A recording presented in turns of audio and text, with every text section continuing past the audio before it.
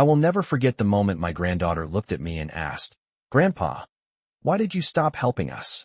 At first I thought I had misheard her. The question didn't make any sense. I had been helping them for years. In fact, I had built a quiet routine around it. Every spring, right around the same week in April, I transferred $40,000 to my son-in-law Daniel. I had done it every year since my daughter Emily passed away. 7 years. $280,000 in total. I never talked about it much because I didn't do it for recognition. I did it because of a promise I made to myself the day we buried my daughter. Emily had been the kind of person who always took care of everyone else before herself. When she died, the only thing that kept me going was the thought that I could still protect the one person she loved more than anything in the world, her daughter, Emma, my granddaughter. She was only 7 when Emily passed away. Daniel called me a few weeks after the funeral and said he was worried about finances. He explained that raising Emma alone was going to be difficult and that he wanted to make sure she had the opportunities Emily would have wanted for her. I remember sitting at my kitchen table that day, staring at the framed photo of Emily on the counter. She was laughing in the picture, her arm around little Emma at the county fair. In that moment, the decision felt simple. I told Daniel I would help. $40,000 a year. Enough to cover school, activities, and anything Emma might need. Daniel sounded grateful every time we spoke about it. He always said the same thing. "Robert, this means everything to Emma's future." I believed him. Why wouldn't I? He was my son-in-law, the father of my granddaughter. For 7 years I never questioned a single transfer. My bank knew the routine so well that sometimes the clerk would simply smile when I walked in during April. "Annual transfer?" she would ask, already pulling up the account.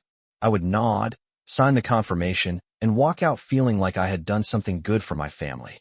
I imagined Emma growing up comfortably. I imagined her going to a good school, joining sports teams, maybe even saving some of that money for college one day. Those thoughts made the quiet house I lived in feel a little less empty. Emma visited me a few times every year, usually during school breaks. She had grown a lot over the past 7 years, taller, more confident, starting to look more and more like Emily every time I saw her.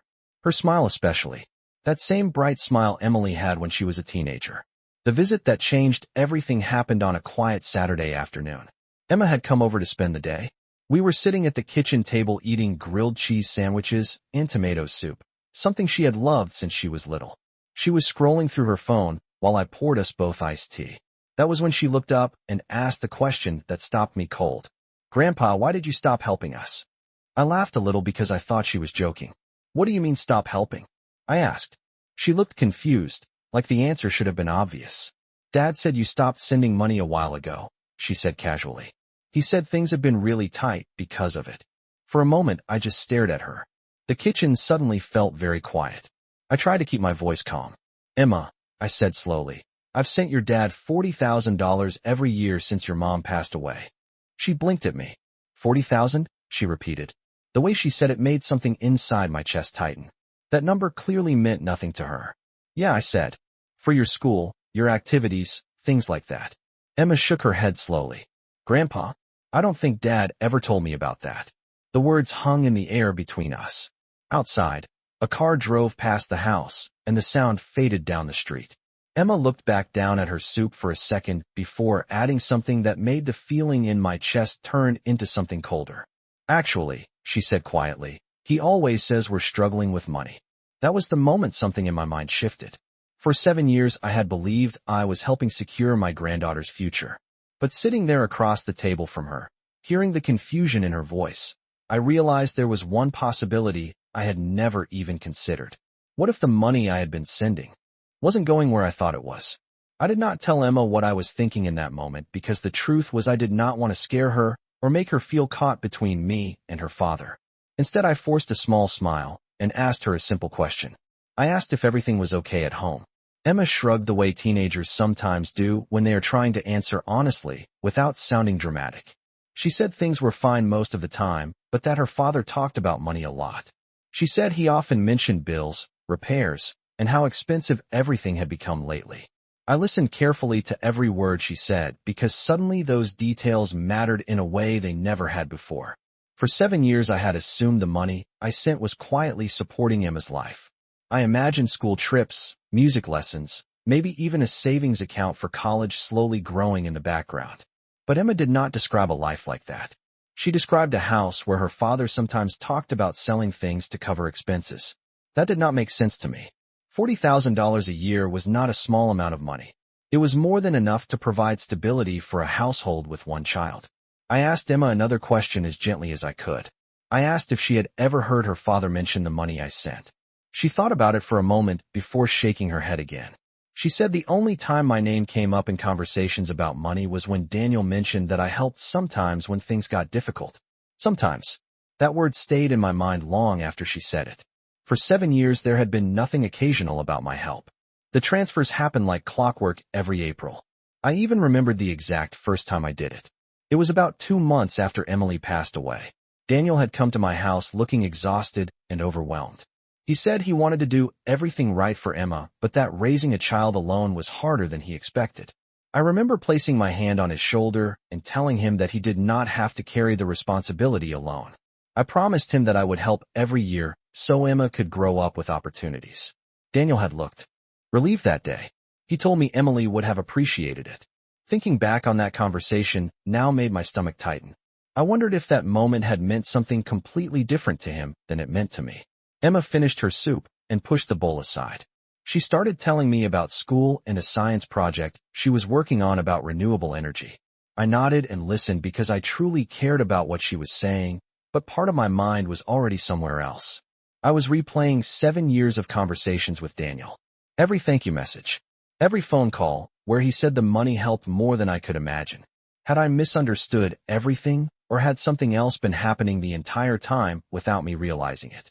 After lunch, Emma went to the living room to watch a movie while I cleaned the kitchen. I stood at the sink looking out the window at the backyard where Emily used to play when she was a child.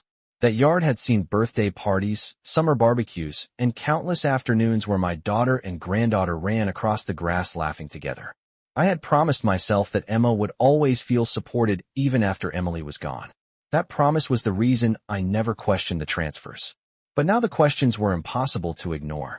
I dried my hands and walked to the small desk in the corner of the living room where I kept my laptop and financial documents. Emma was still watching her movie and did not notice when I sat down. I opened my banking account and began scrolling through the transaction history. The pattern appeared exactly the way I remembered it. $40,000 sent to Daniel Carter every year. 7 transfers. Each one confirmed and completed. There was no mistake about where the money went. The bank had done exactly what I asked them to do every time. I leaned back in my chair and looked across the room at Emma sitting on the couch. She was focused on the movie, completely unaware that a quiet storm of questions had just begun forming in my mind. If Daniel had been receiving that money every year and Emma had never heard about it, then there were only 2 explanations. Either Daniel had somehow forgotten to mention $280,000 to his own daughter, which seemed impossible, or the truth was something far more troubling. And for the first time in 7 years I realized that I might need to find out exactly what Daniel Carter had really been doing with the money I trusted him to use for my granddaughter. I spent most of that evening pretending everything was normal. Emma stayed until early evening, and before Daniel arrived to pick her up, we watched an old comedy movie that she liked. She laughed at the same scenes she always laughed at, and for a few hours I forced myself to focus on the sound of that laughter instead of the questions that had started circling in my mind. When Daniel finally pulled into my driveway, I walked Emma out to the car the way I always did. Daniel rolled down the window and greeted me with the same friendly tone he had used for years. Nothing about his expression suggested that anything unusual had happened that day. Emma hugged me before getting into the passenger seat and thanked me for lunch. I told her she could visit again anytime. When the car drove away, I stood on the porch longer than usual, watching the tail lights disappear down the street. That was the moment the quiet feeling of doubt settled in more firmly than before. For 7 years I had trusted Daniel without hesitation. Now, for the first time, I realized that trust had never really been tested. The next morning I woke up earlier than usual. The house was silent except for the hum of the refrigerator in the kitchen. I made coffee and sat at the same desk where I had reviewed my bank account the day before. I opened the transaction history again, not because I expected it to change, but because I wanted to study it more carefully. 7 transfers. Each one exactly $40,000. each one sent to Daniel Carter. The confirmation numbers, the dates, the notes attached to the transfers were all there. I remembered writing those notes myself.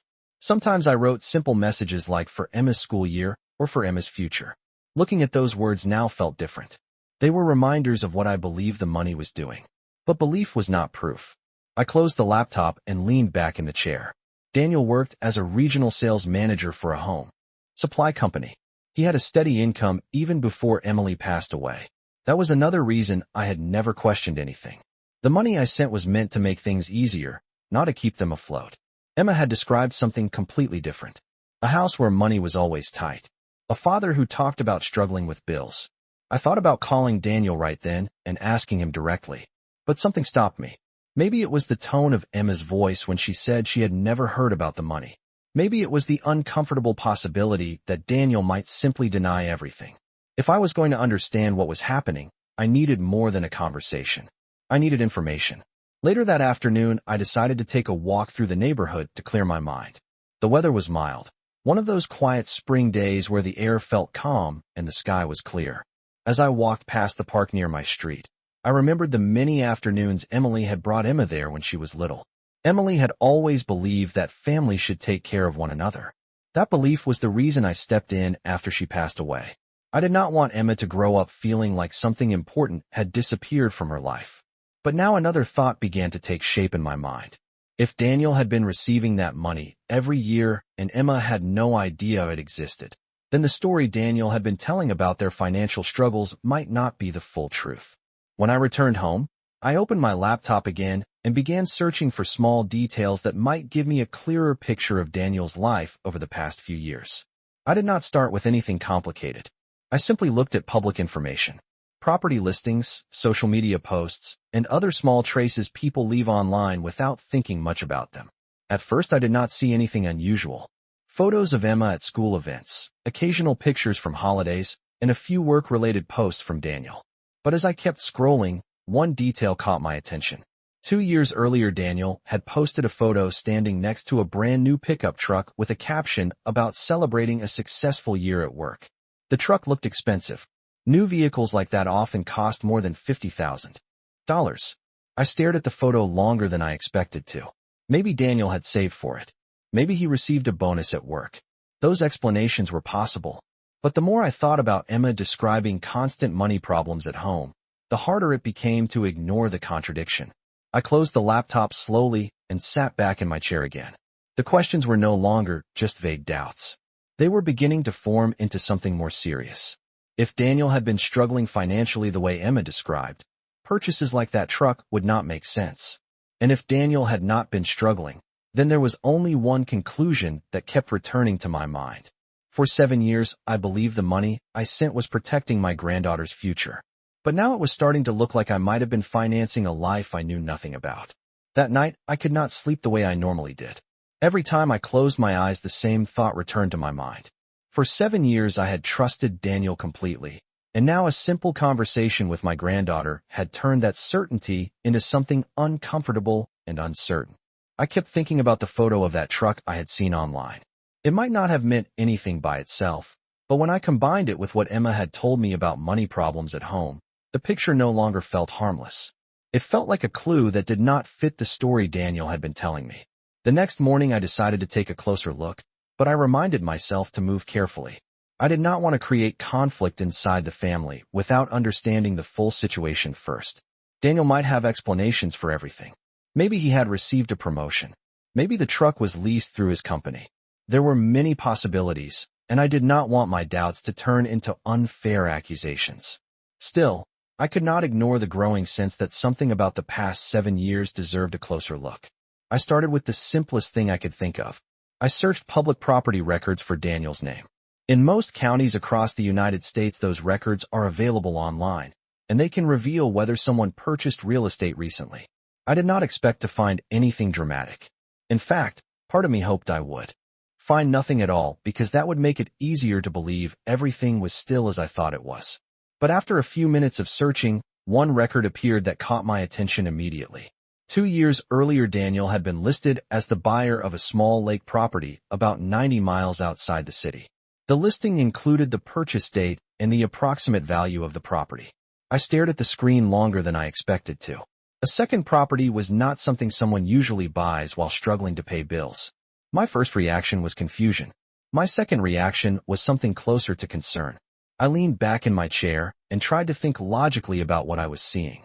It was possible Daniel bought the property with help from someone else. It was possible he had saved for years before Emily passed away. But Emma's words kept returning to my mind. She had said her father talked about money being tight. She had said he sometimes worried about paying for things around the house. Those statements did not match the idea of owning a lake property. I decided to keep looking, but I stayed careful not to jump to conclusions. I checked the date on the property purchase again. It had been finalized 2 years earlier, which meant Daniel had already received 5 annual transfers from me by that time. $200,000 in total.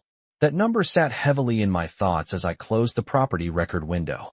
Later that afternoon, I drove to the grocery store, but even simple errands felt different now. As I walked through the aisles, I found myself noticing small things that reminded me of Emma. The cereal she liked when she stayed over. The lemonade brand she always asked for during the summer. Every one of those small reminders strengthened the same quiet motivation inside me. My promise had always been about Emma, not about Daniel. The money was meant to protect her future. That was the reason I needed to understand where it had really gone. When I returned home, I checked my phone and saw a message from Daniel. It was short and casual, the kind of message he had sent many times before. He thanked me again for letting Emma spend the afternoon with me and said she always enjoyed visiting.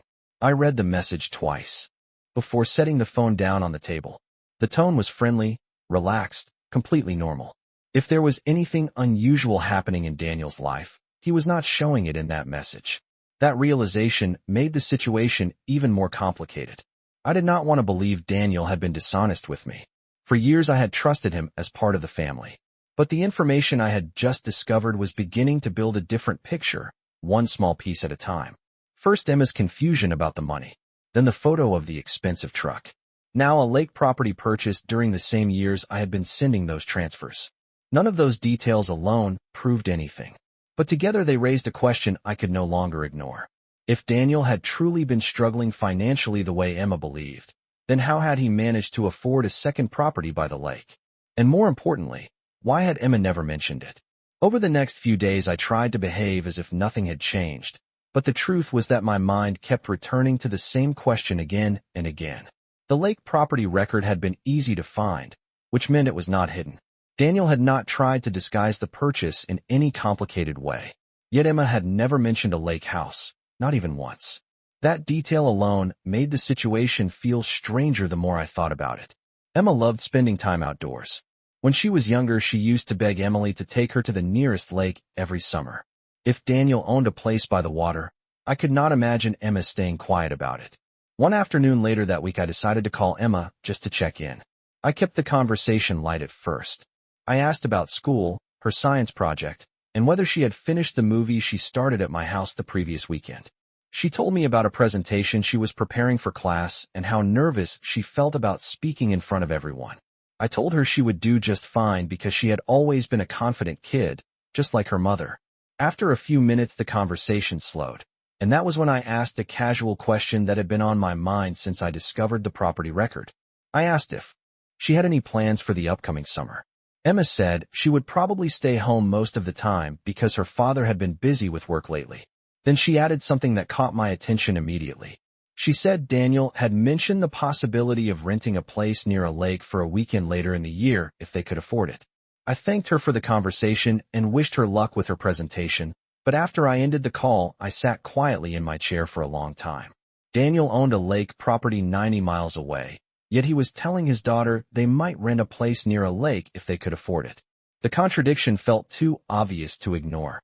That evening, I decided to speak with someone I trusted who had experience with financial matters. My friend Mark had worked in banking for more than 30 years before retiring, and he understood how money moved through accounts better than anyone I knew. I invited him over for coffee the following morning. When Mark arrived, I explained the situation carefully, starting with the promise I had made after Emily passed away and the annual transfers I had sent to Daniel every year since then. Mark listened without interrupting, his expression thoughtful as I described Emma's confusion about the money and the information I had discovered about the lake property. When I finished speaking, he leaned back in his chair and folded his hands together. He told me that what I had done for Emma was generous and honorable, but he also said something else that stayed with me. He said that trust is important in families, but clear understanding is just as important when large amounts of money are involved. Mark asked a simple question that I had not considered before. He asked if the transfers had ever been connected to any written agreement or specific account dedicated to Emma's future. I shook my head. The truth was that I had simply trusted Daniel to use the money responsibly. Mark nodded slowly as if that answer confirmed something he expected. He suggested that the next step was not confrontation, but information. He said there were legal and financial ways to verify how money was being used, especially when transfers had been consistent and well documented. Before leaving, he gave me the contact information of a financial attorney who specialized in family estate matters. He said the attorney could explain options that would protect Emma's future without creating unnecessary conflict. After Mark left, I sat alone in the living room thinking about everything we had discussed. For 7 years, I had believed that helping Daniel meant helping Emma. But the more information I uncovered, the clearer one reality became. My promise had never been about Daniel. It had always been about my granddaughter. And if the money I sent had not been serving that purpose the way I intended, then it was time for me to start making sure that Emma's future was truly protected. The following week, I scheduled a meeting with the attorney Mark had recommended. His office was located in a quiet building downtown, the kind of place where everything felt calm and professional the moment you stepped inside. When I introduced myself and explained that Mark had suggested I call, the receptionist guided me to a small conference room with a large wooden table and a window overlooking the street. A few minutes later, the attorney walked in and greeted me with a firm handshake. His name was Andrew Collins, and he had the relaxed confidence of someone who had spent many years helping families solve complicated financial questions. I began by explaining everything from the beginning.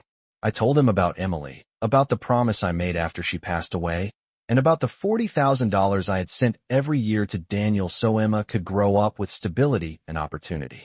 Andrew listened carefully without interrupting, occasionally writing notes on a yellow legal pad as I spoke. When I finished describing the conversation with Emma and the information I had discovered about the lake property, he placed the pen down and looked at me thoughtfully. He told me that situations like this were not as uncommon as people might think. Families often make financial arrangements based on trust and goodwill, especially after a tragedy. But when money moves informally without clear documentation, misunderstandings can grow over time. Andrew asked if I still had the records of every transfer I had made. I told him that the bank kept digital confirmations for each one and that I had already reviewed them myself. He nodded and said that documentation like that could be very useful if I ever needed to clarify how the funds had been intended. Then he asked another question that surprised me. He asked if Daniel had ever provided any updates about how the money was being used for Emma. I thought about it for a moment before answering honestly. Daniel had always thanked me and sometimes mentioned that school expenses were increasing, but he had never shown me specific details about where the money went. Andrew leaned back slightly in his chair and explained that while I had every right to help my family however I chose, it was also reasonable for me to expect transparency when the purpose of that help was clearly connected to my granddaughter's future. He suggested that before making any direct accusations, it would be wise to gather more information about Daniel's financial situation. There were legal ways to review property ownership records, business filings, and other public information that could reveal whether Daniel's lifestyle matched the financial struggles Emma believed they were experiencing. I told Andrew that I had already found one property record connected to Daniel's name, the lake house about 90 miles outside the city. Andrew wrote the address down and said he would have someone confirm the ownership details and purchase history. He explained that sometimes properties are owned through partnerships or secondary entities, and understanding the exact structure could reveal much more about how they were financed. Before our meeting ended, he offered one more piece of advice that stayed with me during the drive home. He said the most important thing was to remain calm and patient. If Daniel had been honest all along, the information would eventually confirm that. But if the situation was different, then careful preparation would ensure that Emma's interests remained protected no matter what happened next. Later that evening, I sat in my living room looking at the framed photo of Emily again. I thought about the promise I made the day we said goodbye to her. That promise had guided every decision I made over the past 7 years. Helping Daniel had always been part of honoring that promise, because I believed it helped Emma. But now I understood something more clearly than before. Protecting Emma's future did not mean ignoring uncomfortable questions. In fact, sometimes it meant asking them. A few days later, Andrew called me with the first update from his office. He had confirmed that the lake property was indeed registered directly under Daniel's name. The purchase had been financed partially through a mortgage and partially through a large down payment made at the time of closing. When Andrew mentioned the size of that down payment, I felt a quiet realization settle in my mind. The amount he described was remarkably close to the total I had transferred during the first several years after Emily passed away. Andrew did not draw any conclusions during that phone call. He simply said the information suggested we should continue looking carefully at the timeline of Daniel's financial decisions. After I ended the call, I sat quietly for a long time thinking about everything that had unfolded over the past few weeks. What began as a simple question from my granddaughter had slowly turned into something much larger. And the deeper I looked into the past 7 years, the more it seemed that the story I believed might not have been the real one at all. After my conversation with Andrew Collins, the attorney, I tried to return to my normal routine, but the truth was that normal no longer felt the same. For 7 years, I had believed I understood exactly what was happening in my family. Now, every new piece of information seemed to shift that understanding a little further away from what I once thought was certain. A few days after Andrew called me about the lake property, he contacted me again with another update.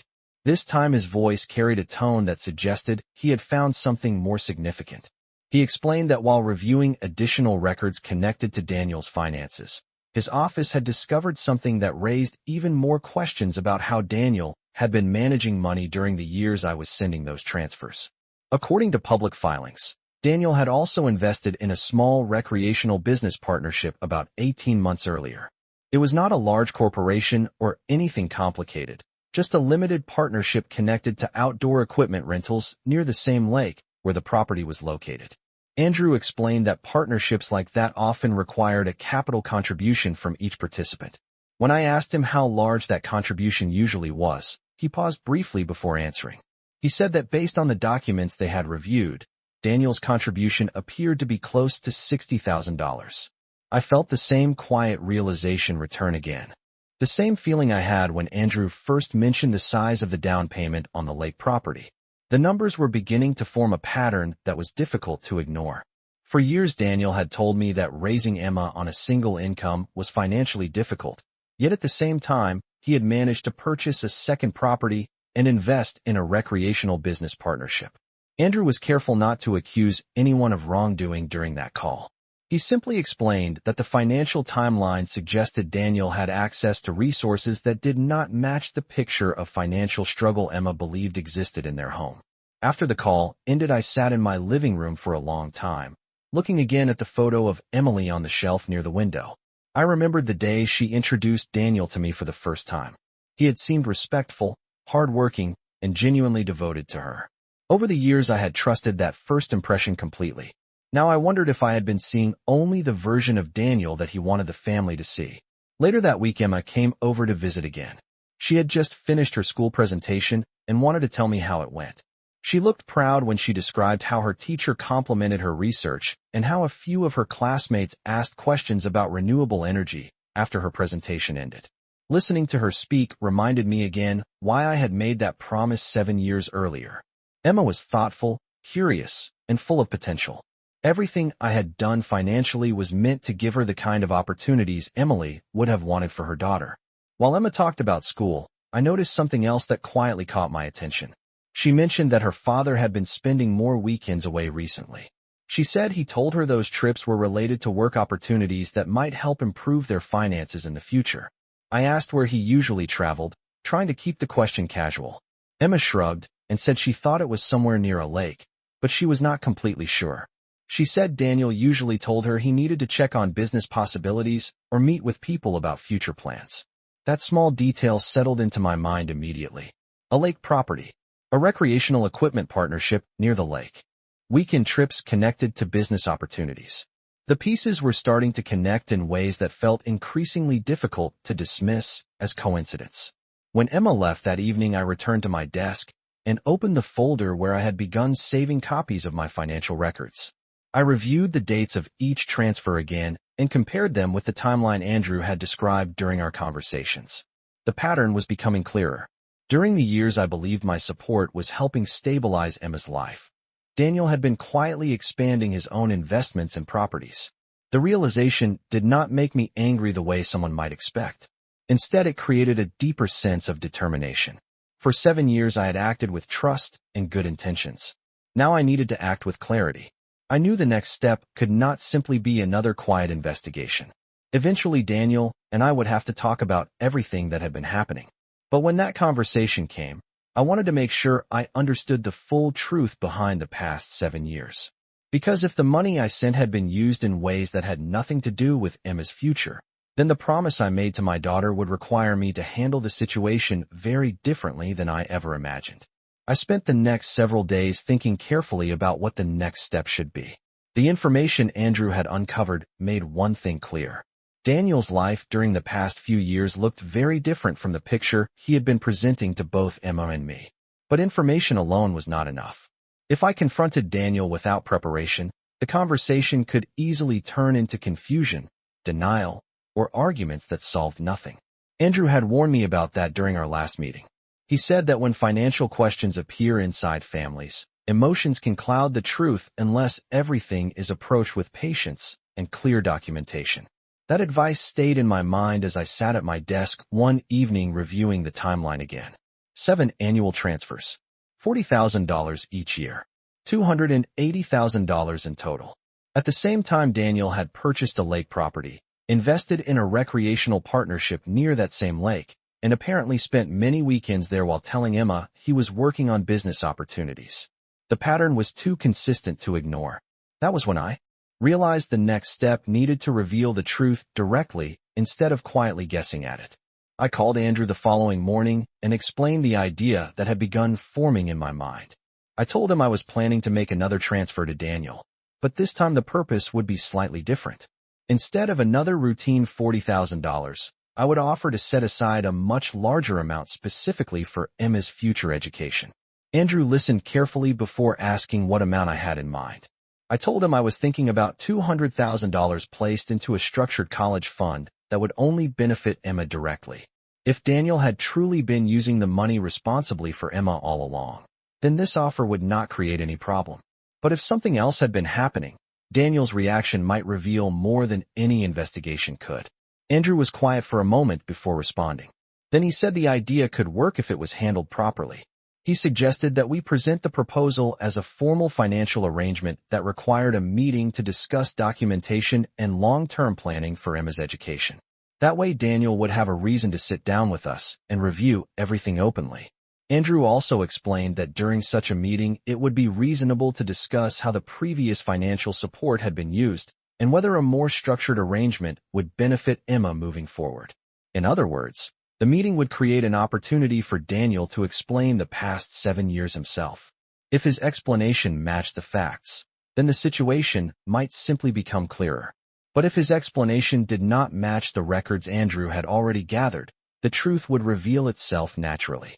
I agreed with the plan. Later that afternoon, I called Daniel for the first time in several weeks. His voice sounded cheerful when he answered, just as it always had.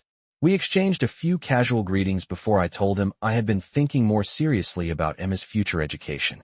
I explained that college costs were rising every year across the United States, and that I wanted to make sure Emma would never have to worry about paying for school when the time came. Daniel responded with enthusiasm immediately. He said that kind of support would mean a great deal to Emma's future. I told him I was considering placing $200,000 into a structured education fund, but that I wanted to meet with him and a financial attorney to make sure everything was organized properly. Daniel paused for a moment when I mentioned the attorney, but then he quickly agreed that meeting with a professional would be a good idea. We arranged to meet the following week at Andrew's office downtown. After the call ended, I set the phone down slowly and thought about Daniel's reaction.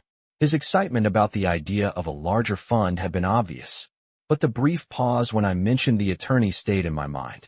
It was only a second or two, barely noticeable to someone who was not paying attention. Yet something about that moment suggested that Daniel might not have expected the conversation to involve formal documentation. Over the next few days, Andrew prepared the paperwork for the proposed education fund. The documents were legitimate and carefully written. They described how the $200,000 would be held in trust for Emma's future college expenses. But Andrew also explained that the meeting would naturally lead into a broader discussion about the financial support I had provided during the previous 7 years. If Daniel had nothing to hide, the conversation would be simple and straightforward. But if the story Daniel had been telling all along was different from reality, the meeting might reveal the truth much sooner than he expected. The morning of the meeting arrived with a quiet stillness that made the entire day feel unusually serious. I woke up earlier than normal and spent some time reviewing the documents Andrew had prepared. The folder on my desk contained copies of every transfer I had made over the past 7 years. Each confirmation page showed the same amount, the same recipient, and the same intention that had guided me from the beginning. When I closed the folder and placed it into my briefcase, I reminded myself that the purpose of the meeting was not anger or accusation. The purpose was clarity. Later that morning, I drove downtown to Andrew's office. The streets were busy with the usual weekday traffic, but inside the building, everything felt calm and organized. Andrew greeted me in the conference room and laid several documents neatly across the large wooden table. He explained once more how the conversation would begin. We would start by discussing the proposed education fund for Emma. After that, the discussion would naturally move toward the financial support I had been providing during the past 7 years. His tone remained steady and professional, but I could tell he understood that the conversation might become uncomfortable depending on how Daniel responded. About 15 minutes later, Daniel arrived. He walked into the room with the same confident smile he had shown me many times before. He shook Andrew's hand politely and then greeted me with a friendly nod. Nothing about his expression suggested that he suspected anything unusual about the meeting.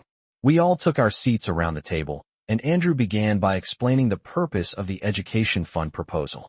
He described how $200,000 could be placed into a structured trust account dedicated entirely to Emma's future college expenses. The funds would be protected legally and could only be used for educational purposes. Daniel listened carefully and nodded several times while Andrew spoke. When Andrew finished the explanation, Daniel smiled and said that it sounded like an incredible opportunity for Emma. I responded calmly and told him that Emma's future had always been the reason I wanted to help. That statement was completely true. For a moment, the conversation remained pleasant and cooperative.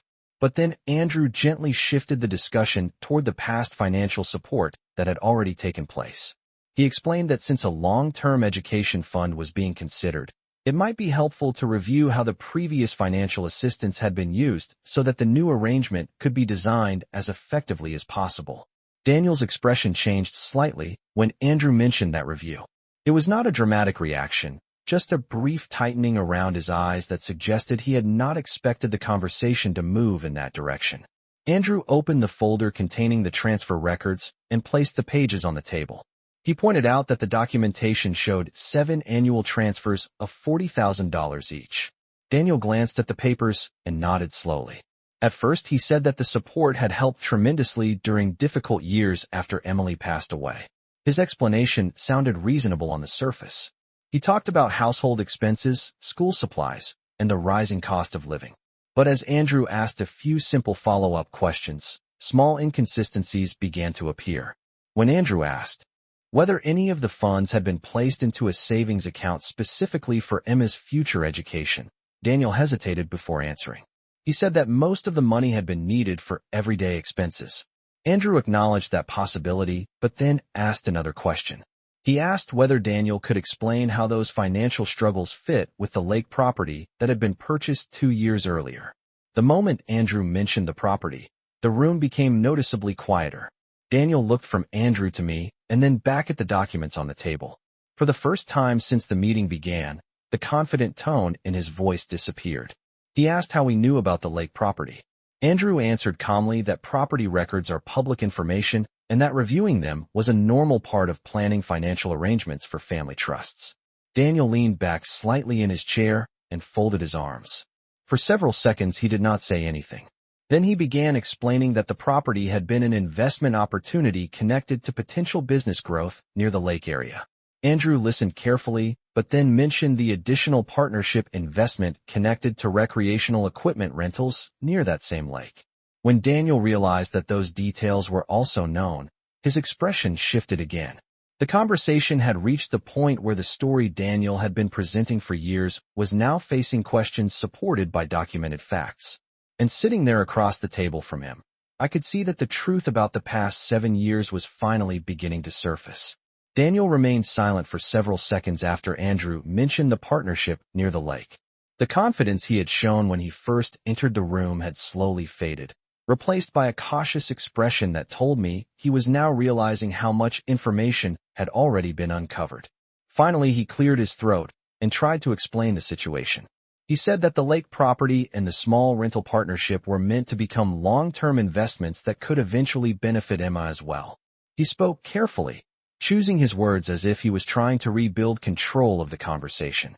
According to Daniel, the idea had been to create additional income sources that would make the future easier for both him and Emma. Andrew listened without interrupting, then asked a very simple question.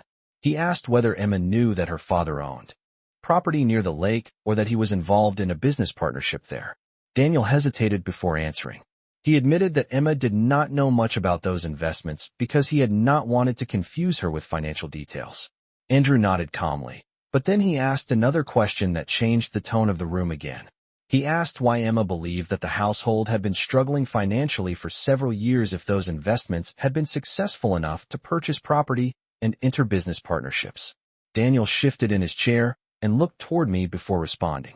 He said that managing money had been complicated after Emily passed away and that he had sometimes described things as difficult because he was trying to be careful about spending. Listening to him speak, I felt a mixture of disappointment and clarity. For years I had trusted that every dollar I sent was directly helping Emma's life become more stable. Now it was obvious that Daniel had been using those funds in ways he had never fully explained to anyone. I leaned forward slightly and spoke for the first time since Andrew had started asking questions. I told Daniel that my intention had never been to control his financial decisions. But the purpose of the support had always been clear. It was meant to support Emma directly. I explained that when Emma asked me why I had stopped helping them, it was the first moment I realized she had never been told about the money at all. Daniel looked surprised when I mentioned that conversation.